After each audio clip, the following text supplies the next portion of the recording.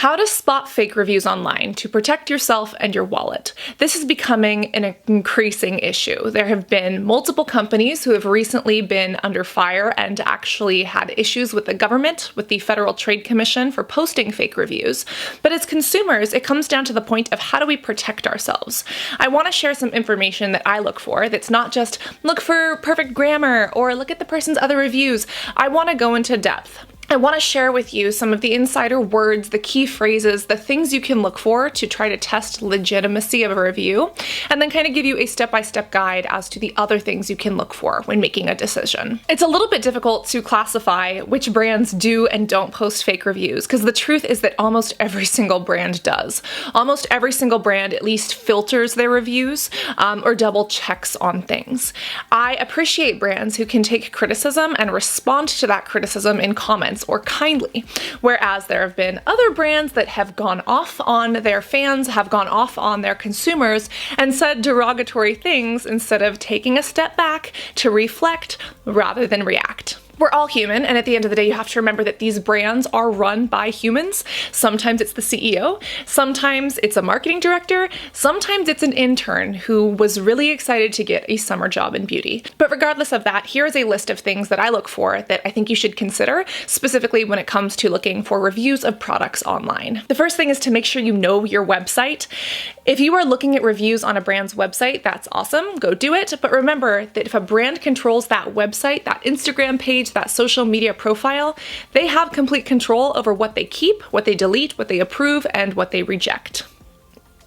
This can be very problematic because obviously if they get a bunch of one-star reviews, they can delete them because they own that website. Looking at reputable places such as Sephora, Ulta, or Amazon seems like a better idea, but keep in mind that sometimes the brands have tie-ins. Sephora owns brands within their own store. So you really have to dig into who is posting the review and what sort of language they're using. This also is where it gets into making sure that a product is a match for you. Myself and a lot of beautiful butterflies on this channel have suffered with acne. Have you ever had a friend tell you that she washes her face with literal hand soap and it clears her skin?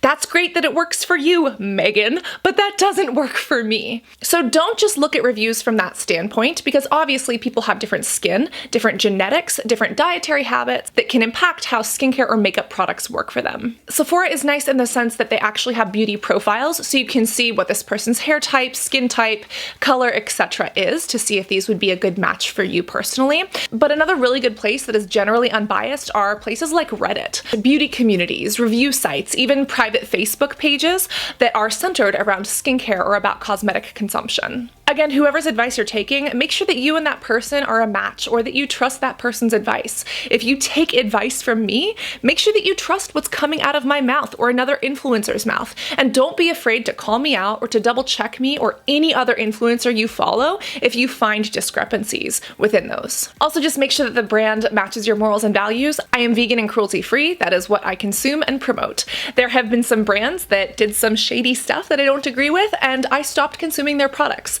I think that when it comes to putting your money where your morals are, it's very important. Now, here comes the big list. When companies tell their employees to leave fake reviews, such as what Sunday Riley did with their employees, there are certain words or certain things that you can look for to see if that review is fake, and it goes outside of grammar. You see, people who normally work in PR or at these companies have a very good knowledge of skincare products, of benefits, key actives, and how they work.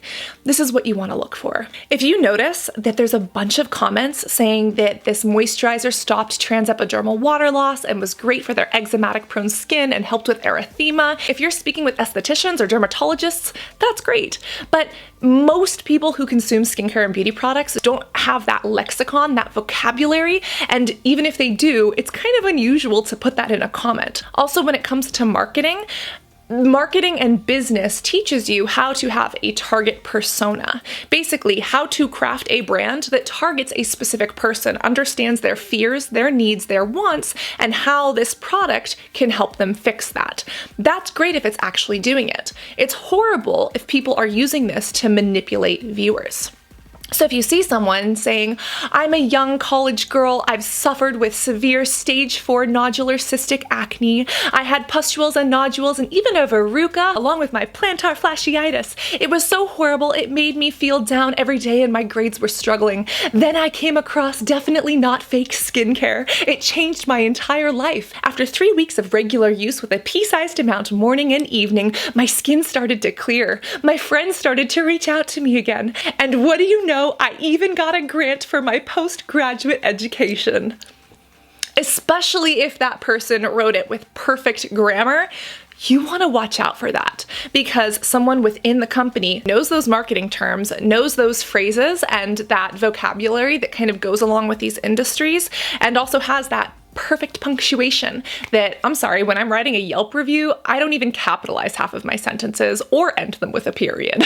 Also, if you see a lot of reviews under one product mentioning the exact same key benefit, get suspicious. If you have a product that has skin blurring nanotechnology and a micronized crystal powder in their highlighter that gives off an iridescent sheen, and you see 6 different comments using that exact same phrase, you know that's a little bit suspicious. Because again, from the consumer world versus the corporate world, which side do you think is actually going to post comments that mention those key selling points so dramatically? As other people have stated, look for the perfect grammar. Usually when companies ask their employees to write things, they write them as they would an email. So it's capitalized properly, good punctuation, knowing there, and there, your, and your. That can be a little bit tough because good grammar is an indicative of being a good grammar citizen and not of being a fake review, but it's something to keep in the back of your mind. Also, really check for things such as photos or videos. This is mainly on Amazon, but when people actually post pictures of the product, at least you can see it in different lighting and on different skin tones. And on top of that, check the background. If it looks like it was done at an office desk, was it done at the corporate office?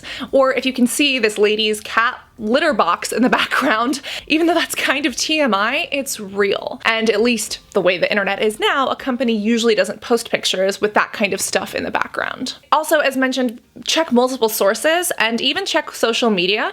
Go to Instagram and specifically look for the hashtag instead of the brand's page, because remember, the brand runs that. They can put whatever they want on there. Check the hashtag for that or the stories to see what real people are actually saying. When it comes to YouTube, make sure that you are following influencers that you trust. If you're looking at a review from a brand new influencer, see what their other content is like. See what their skin, their hair, their beauty routine is like. Come to the point of understanding whether or not you can trust them. Is the video sponsored? Just because it's sponsored doesn't mean it's not a real review. As someone who does sponsored reviews, I can attest to that. However, you really need to trust the influencer in order to be able to know whether or not you can trust a sponsored review from that specific person. There's also the issue of fake beauty gurus popping up where they buy a shit ton of followers, they post reviews online, they reach out to brands to try to get these sponsorships, but they don't actually have real followings. They're just jumping on this capital of buying themselves to the top and putting out these fake reviews. There's also the issue of AI, artificial intelligence, and internet bots that are also doing this. Or you can go to content farms. Essentially, some brands go overseas, pay people minimum wage in one country, which can feed a family for a month in a lower GDP per capita country. And there are these content farms that push out these positive reviews where the person has never tried it. Some of these tips, such as searching Instagram for the hashtag or looking location-based, are thanks to Reddit. When I was researching the Sunday Riley video that I did a while ago, I came across this Reddit post that really inspired this video. And it has some other interesting points, but because I referenced it for this video and I believe in giving credit where credit is due, I will link that to you below if you want to look into it more. And of course, one of the most important things that I think people should do more of is just ask.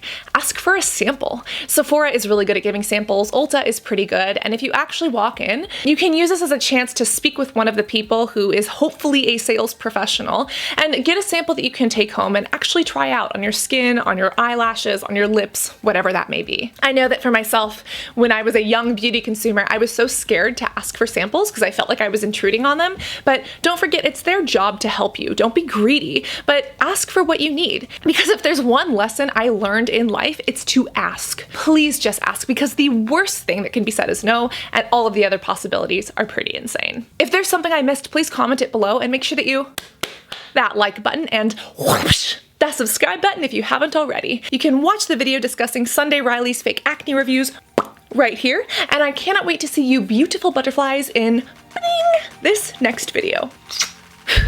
Love you guys. Bye.